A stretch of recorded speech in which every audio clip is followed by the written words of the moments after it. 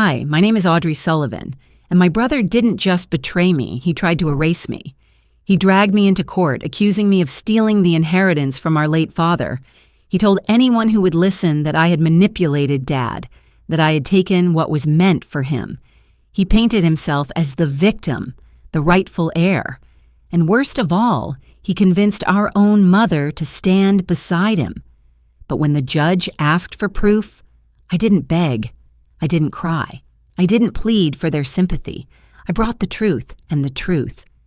It always finds a way to surface, no matter how deep someone tries to bury it. I grew up in Asheville, North Carolina, in a modest red brick house with peeling shutters and oak trees that dropped acorns by the thousands every fall. My father, Patrick Sullivan, was a postal worker for nearly 40 years. He believed in showing up day after day, even when no one clapped for you. My mother, Elaine, ran a flower shop filling weddings and funerals with color, and then there was my brother, Daniel Sullivan. Daniel was the golden boy. Charming, smooth-talking. He could talk himself into or out of anything: late homework, unpaid bills, borrowed money that never came back. People wanted to believe him, especially my mother. She saw him as destined for something greater. Dad, though, saw through him. He never said much, but I noticed the way his jaw tightened when Daniel boasted about new business ventures that never panned out. I was the opposite: quiet, practical. While Daniel chased ideas and left wreckage, I stayed steady. I worked through school, took a job as a librarian, lived simply. No spotlight, no applause, just consistency.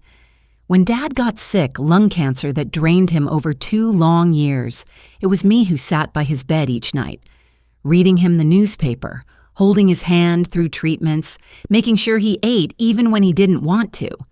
Daniel came by now and then, but only for quick visits, dropping off takeout or stories about the deals he was working on. 1 week before Dad died, he called me into his room. His voice was weak, but steady. "Audrey," he whispered, "you've always been the one to hold things together. The lake cabin, it's yours. I want you to have a place that's yours, somewhere no one can take from you." Tears burned in my eyes, not because of the cabin itself, but because he finally said aloud what I had always hoped he believed, that I mattered just as much as Daniel. When the will was read after the funeral, it was clear. The cabin at Lake Juniper, along with a small trust account, went to me. Daniel received other assets Dad hadn't left him out, but the cabin was mine alone. Daniel's smile that day was tight, brittle. He shook my hand, told me he was happy for me, but his eyes told the truth. He hated it. For a while, things were quiet. I moved into the cabin on weekends, slowly making it mine, painting the shutters a soft blue, planting wildflowers along the porch, fixing the old dock. It wasn't just a property, it was peace. A piece of my father still here with me, but peace has a way of bothering people who thrive on chaos. The breaking point came one crisp autumn evening. I'd invited Mom and Daniel to dinner at the cabin. I wanted it to be warm, welcoming. Maybe, I thought, they'd see what I had built and feel pride instead of resentment. I roasted chicken with rosemary from my garden, baked cornbread, set the table with candles. The lake outside shimmered orange in the fading light, the trees ablaze in gold and crimson. At 6 sharp, their car crunched up the gravel drive. Daniel stepped out first, navy blazer sharp, shoes polished, smelling of expensive cologne. Mom followed, her eyes sweeping over the cabin with a critical gaze, like she was inspecting something she already planned to change. "This is quaint," she said finally, her lips pursed.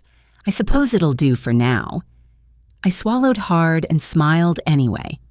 Dinner started politely. Mom picking at the chicken, Daniel swirling his wine.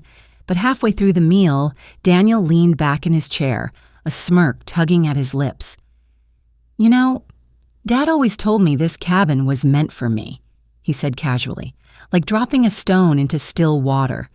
Said I was the one to carry on the family's legacy here. Right, Mom?" Mom didn't hesitate. "Of course. He always wanted you to have it. He must have been confused at the end. Paperwork isn't everything." Her eyes slid toward me, sharp and dismissive. "Audrey, you don't even have children. Why would you need a cabin like this?" My fork clattered against the plate. "This isn't about need, it's about Dad's wishes." He made it clear. "You both saw the will." Daniel's grin widened. "Wills can be adjusted. Maybe Dad wasn't in the right frame of mind. Maybe you pushed him when he was weak." The accusation hit me like a slap. "Pushed him? I was there every night, Daniel. I read to him. I held his hand. You breezed in once a week with takeout and left before the dishes were done." His voice turned syrupy, mocking. "I was busy providing for my family, real responsibilities, something you wouldn't understand." I looked to Mom, hoping for support, but her expression was cold. "Your father wanted Daniel to have this place. He just didn't handle the paperwork properly." In that moment, I realized this wasn't a misunderstanding.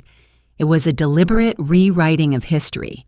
They weren't just disagreeing with the will, they were erasing me from my own father's legacy. I didn't fight them that night. I cleared the plates, washed the dishes, and listened to their laughter on the porch, laughter that sounded like triumph. But inside me, a quiet certainty took root. Because I knew then, Daniel wasn't bluffing. He was planning something. And I was about to find out just how far he was willing to go. The envelope came on a dull gray Tuesday morning, the kind of day where the sky hung low and heavy, pressing against the mountains, where the lake outside my cabin looked like polished steel. I almost didn't pick up the mail. Just a small stack wedged into the rusty box at the end of the gravel drive. Bills, a grocery flyer, an envelope thicker than the rest. I carried it back inside, set it on the kitchen table, and stared. The return address read, Buncombe County Probate Court. For a long moment, I just stood there, my palms damp. My mind spun with possibilities, a mistake, a clerical notice, maybe even an update about taxes. But when I slid my finger under the flap and pulled out the papers, my stomach dropped so hard I thought I might be sick. Plaintiff, Daniel Sullivan. Defendant, Audrey Sullivan. Charge, unlawful possession of inherited property. Breach of implied family inheritance agreement. The words swam before my eyes. I read them once, twice. My hands shook as I flipped through the packet. There were affidavits, notarized forms, even a claim that Dad had intended for the cabin to go to Daniel, that I was holding it in trust until Daniel was ready to assume ownership. My breath came shallow. Dad had never, ever said anything like that. He'd been clear with me, clear with his lawyer, clear in his will. But there, at the bottom of the page, was Daniel's signature. Bold, confident, like he believed it. For a moment, I wondered if I was dreaming, if this was some cruel joke. But the county seal stamped at the top of each page told me otherwise. Daniel wasn't just angry. He was coming for me legally. That night, I sat in the cabin's small living room, the papers spread across the coffee table. The fire in the hearth crackled, but the warmth didn't touch me. I could still hear Daniel's words from that dinner. Wills can be adjusted. Maybe you pushed him when he was weak. I wanted to tear the papers up, throw them in the flames, pretend none of it was real. But something stopped me. A cold, heavy awareness. If I ignored this, I could lose everything Dad had left me. I pulled out my phone and dialed the only person I trusted with something like this, Margaret Ellis, my closest friend and a retired paralegal. She answered on the second ring, her voice warm but sharp with concern. "Margaret," I said, my throat tight, I think Daniel is suing me." I read her the first lines of the summons.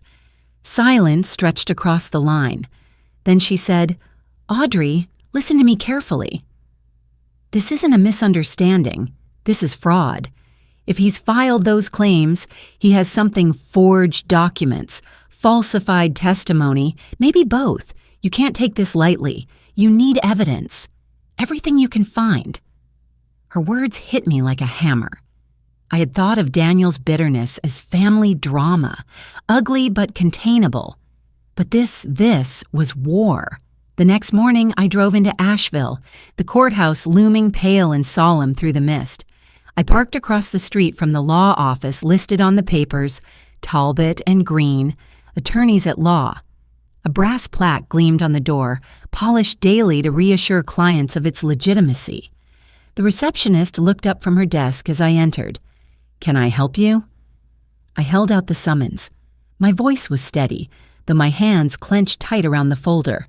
"This was filed against me. I need to confirm the details."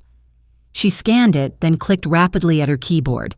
"Yes, the petition was filed 2 weeks ago. Your brother, Daniel Sullivan, is listed as the primary plaintiff. There's also a supporting affidavit from your mother, Elaine Sullivan." Her words sank into me like ice water. Mom. My own mother.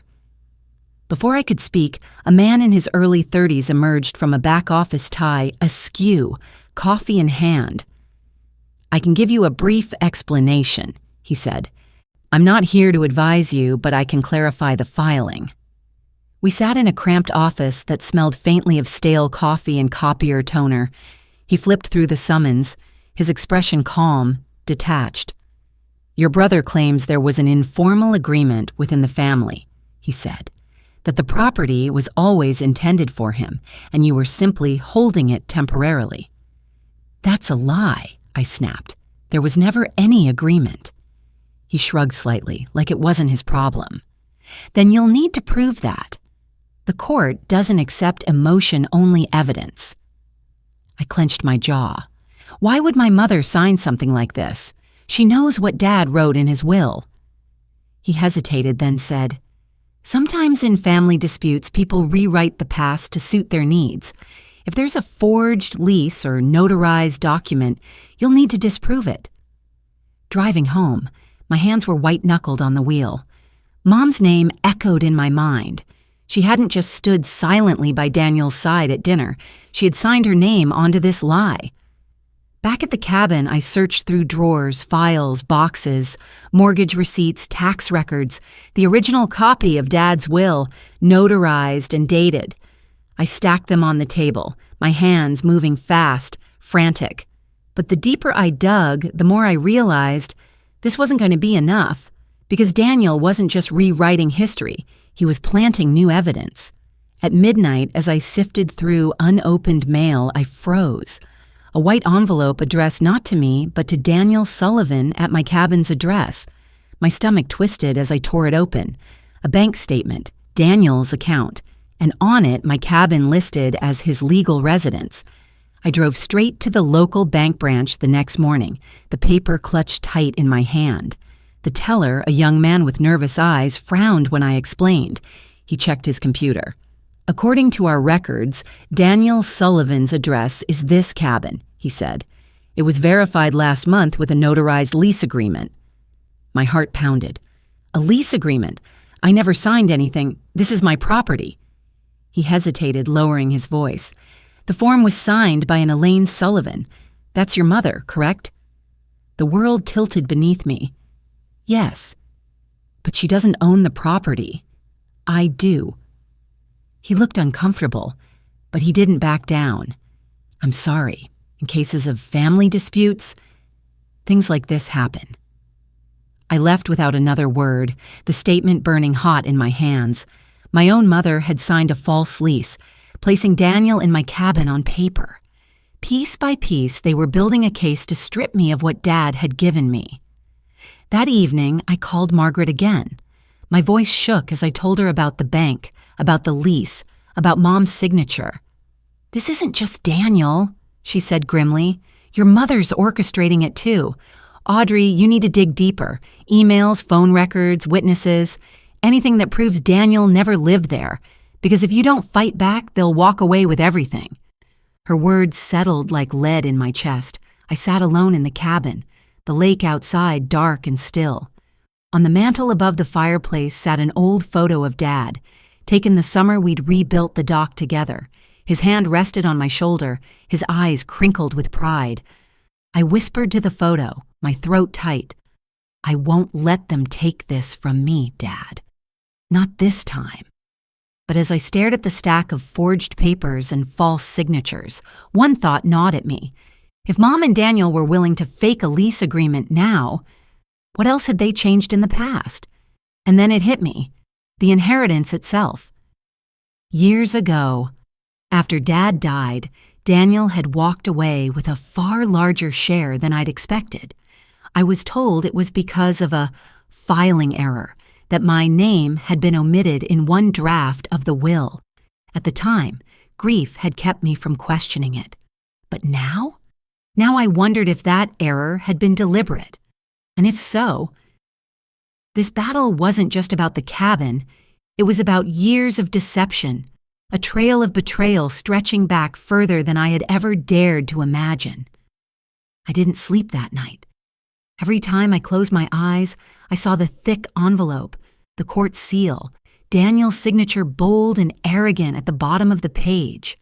Worse, I saw Mom's name written neatly beside his, as if she had placed her hand on his shoulder while she signed, steadying his pen as he erased me from my own father's legacy. The betrayal pressed on my chest like a weight, but I knew one thing for certain. Hurt wouldn't win me this fight. Proof would. The next morning, I cleared the kitchen table and laid out every file I could find. Dad's notarized will, the deed to the cabin, my property tax receipts, insurance policies, mortgage statements. A decade of careful paperwork suddenly felt like armor I had been unknowingly forging. Still, I needed more. Evidence not just of what I owned, but of what Daniel didn't. By noon, I was at my neighbor Mrs. Green's house. She had lived on the lake for 30 years, a sharp-eyed widow in her 70s who noticed everything. She welcomed me in, poured strong tea, and listened as I explained what Daniel was claiming. Her eyes flashed with indignation. "That boy? Live here? I've lived across this lake 3 years since your daddy passed, and I've never once seen him spend a night. The only time he shows up is to borrow a fishing pole or brag about some business deal. If he's telling the court he lives here, he's lying." She signed a statement right then and there, her handwriting steady, her words clear. "I have been Audrey Sullivan's neighbor for 3 years. During that time, Daniel Sullivan has never resided at the cabin. It wasn't just testimony, it was truth. From there, I drove into town. At the post office, I asked the clerk to pull the address history. He checked the records, tapping on his keyboard before shaking his head. "Daniel Sullivan was never listed at your address until last month," he said. "Change of address forms don't lie." He printed me a copy. At the utility office, the manager confirmed the same. The electric, water, and internet bills had been solely in my name since the day I moved in. Not once had Daniel's name appeared. He stamped the documents with the county seal before sliding them across the counter. Even the feed store clerk, when I asked if Daniel had ever purchased supplies, let out a laugh. "Sweetheart, if he had, I'd remember. That boy doesn't know a bag of chicken feed from a sack of flour?" Piece by piece, I was building a case, a paper trail that showed my truth and Daniel's absence. That evening, as I sat at my kitchen table surrounded by folders, my phone buzzed with a number I didn't recognize. I hesitated before answering. "Miss Sullivan." The voice was low, cautious. "You don't know me. My name is Rebecca Lane. I used to work at Talbot and Green, your brother's law firm." My pulse quickened. "Go on." "I saw your name on a will revision years ago, your father's will. At first, you were listed as a beneficiary for more than just the cabin. Then your name disappeared, cleanly, like it had never been there. Afterward, Daniel's name appeared in its place." I gripped the phone so hard my knuckles ached. "Do you have proof?" A pause. Then, "Yes." "I made copies before I was let go. If you want them, meet me at Mill Street Cafe tomorrow morning, 10 o'clock. I barely slept, but by 10 sharp, I was at the cafe, the smell of fresh bread and coffee thick in the air. Rebecca was already there, a manila envelope sitting on the table in front of her. She looked nervous, her fingers drumming the edge of her mug. "This is the original draft," she said, sliding the envelope toward me. "Your father's will before it was altered." I pulled out the papers with trembling hands. The first draft was clear. Audrey Sullivan, beneficiary of Lake Juniper Cabin, an equal share of the estate. The second draft, stamped with the same date, showed something different. My name was gone. Daniel's filled the space instead. Not a crossed-out line, not a typo, just erased. I looked up at Rebecca, my throat tight. "Why are you helping me?"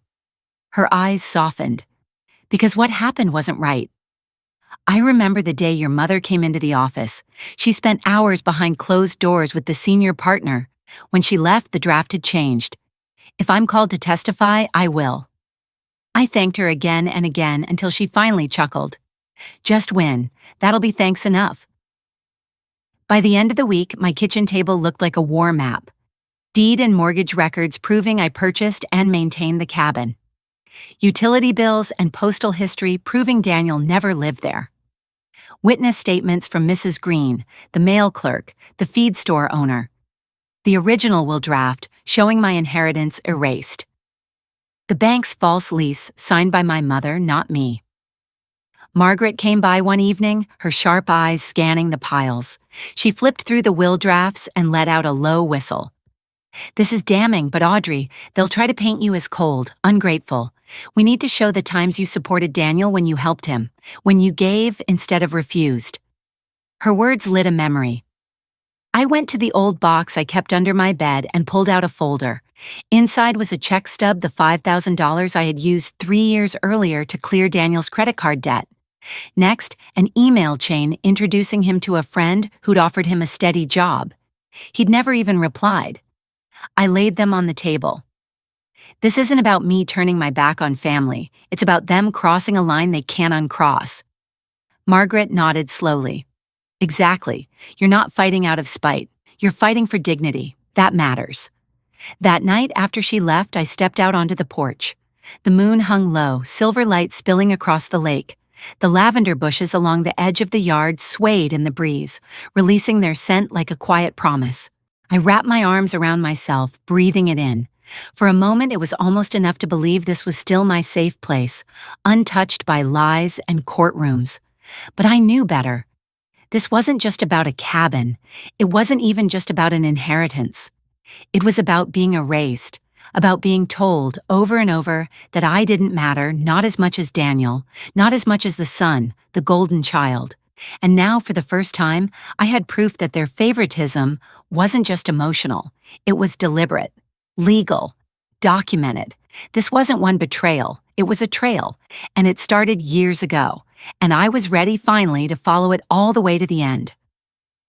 The courthouse in downtown Asheville stood like a relic from another time, all marble steps and stone columns, its heavy doors polished by decades of hands that had pushed them open in fear or in hope. That morning, when I climbed those steps, it felt like walking into the jaws of something ancient and merciless. Margaret walked beside me, dressed in a navy suit, her binder clutched tight to her chest. "Remember," she whispered as we reached the top, "facts win cases. Not tears, not anger. You've done the work. Let the truth speak." I nodded, though my throat was dry. My hands shook despite the weight of evidence I carried in a plain black binder. Proof of ownership, proof of fraud, proof that my father's legacy had been tampered with. Inside, the air smelled faintly of varnish and old paper.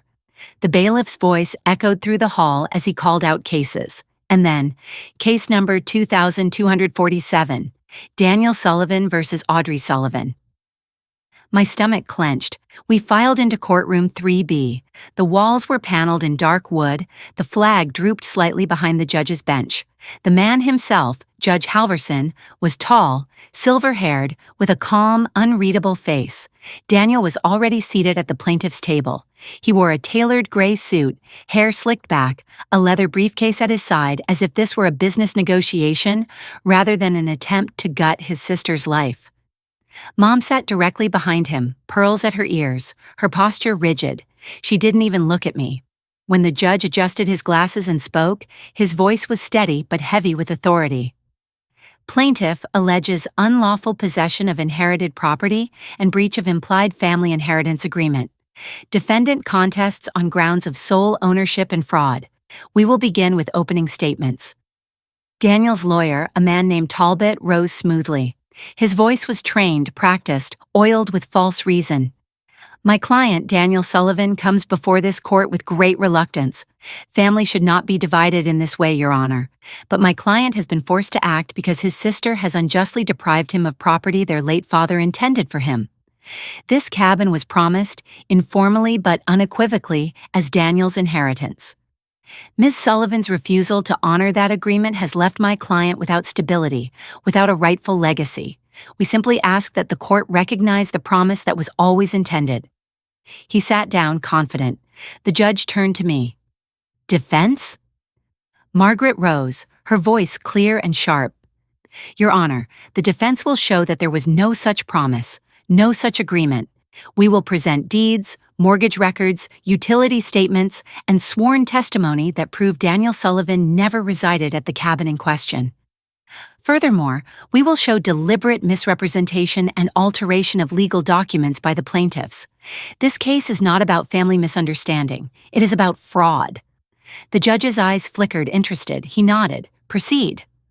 Daniel was called to the stand first. He adjusted his tie, then looked at the judge with the same boyish charm that had fooled teachers and neighbors his whole life.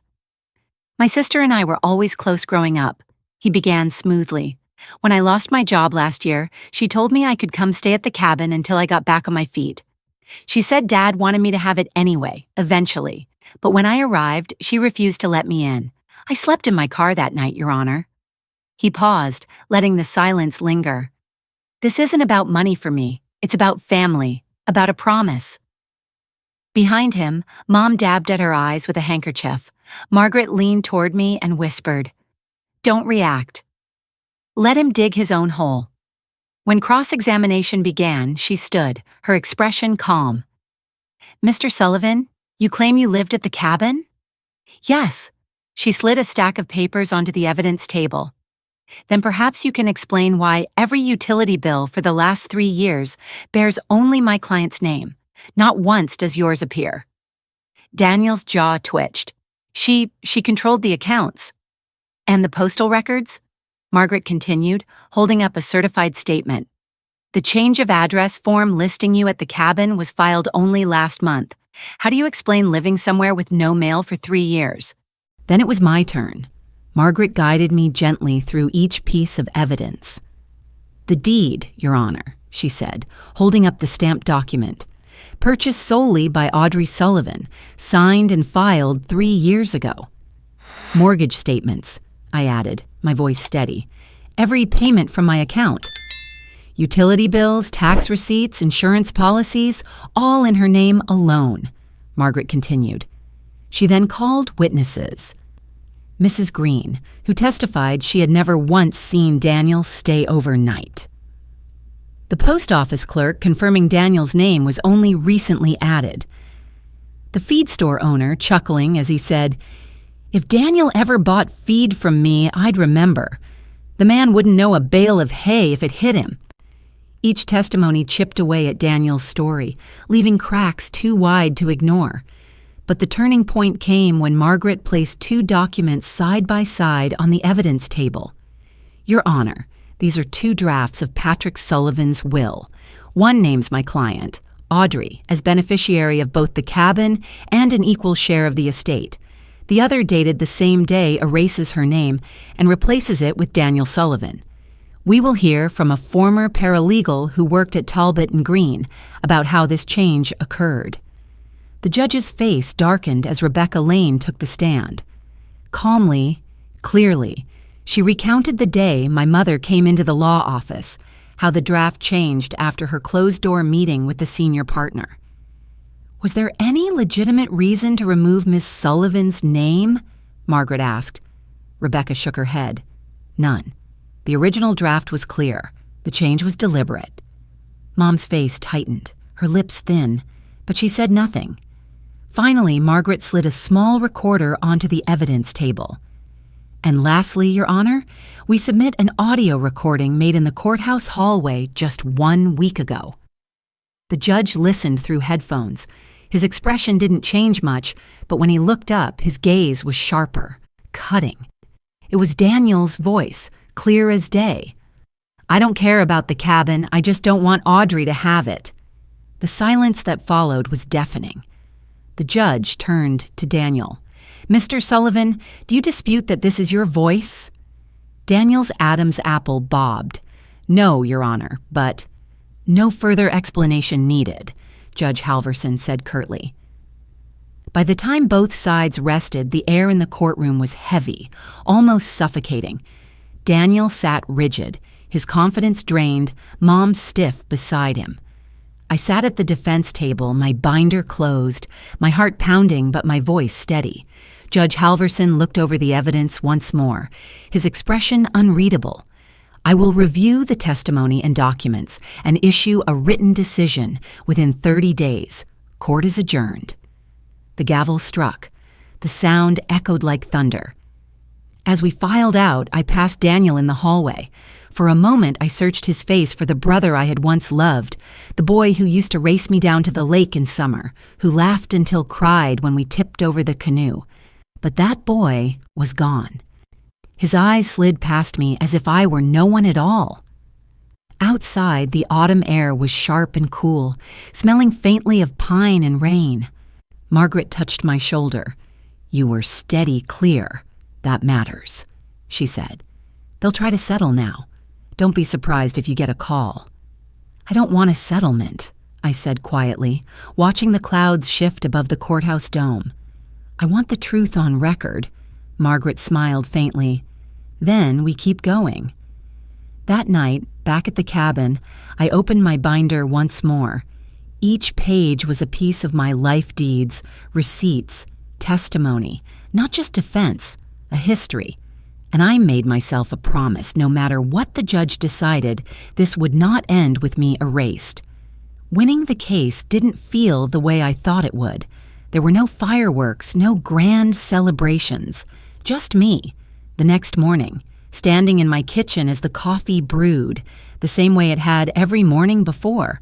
Only this time the silence felt different, less heavy, more open.